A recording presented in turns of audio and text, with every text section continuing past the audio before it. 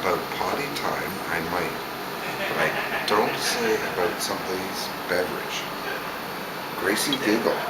Her mother, who was busy loading clothes in the washer, suggested, without looking up, I believe, dear, you're talking about beer. Oh, squealed Gracie. That's right, beer. That's the stuff that's always on TV. She deepened her voice. Better tasting, less filling. Better tasting, less filling. She giggled again. It's kind of like Pepsi for silly old men. Are you reading? I'm getting video of him reading B is for beer to Benjamin. Aw, I can love it.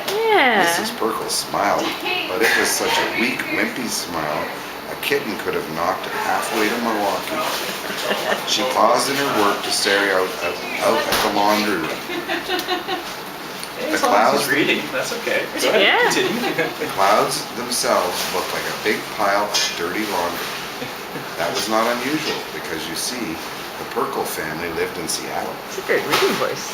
You have a very good reading voice. Lunch, actually. Thank you.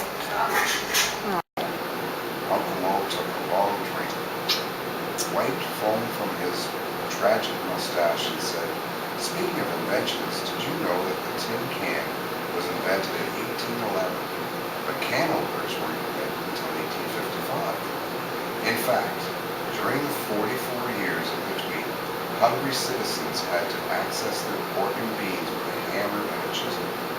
They were pretty lucky, don't you think, that in those days beer didn't come in cans. You're reading the B is for beer book for the baby? Yes, and he's staring up at it. At that moment, there was a timeout on the football field, and Mr. Perkle got up to go to the bathroom. You yourself may have noticed that beer causes big, strong men to piddle like puppies.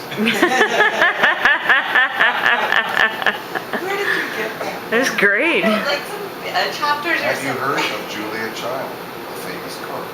When she moved to Paris in 1948, she brought along a case of American beer. Her French maid had never seen beer in cans before, and she tried to flush the empties down the toilet. Naturally, it overflowed. It took a plumber nearly 3 days to unclog the pipes. Gracie laughed. She looked at the empty cans lying around the den, thinking that flushing down the toilet might be a funny trick to play on her daddy. Or would it? She'd have to think about it some more. Once again, Uncle Mo passed his beer to Gracie. She hesitated, but being an adventurous little girl, she eventually took another swallow. Although she didn't say ick, it didn't taste any better than the first time. This is about feeding beer to children. Oh, wait a second. Hang on. I'm turning off this video.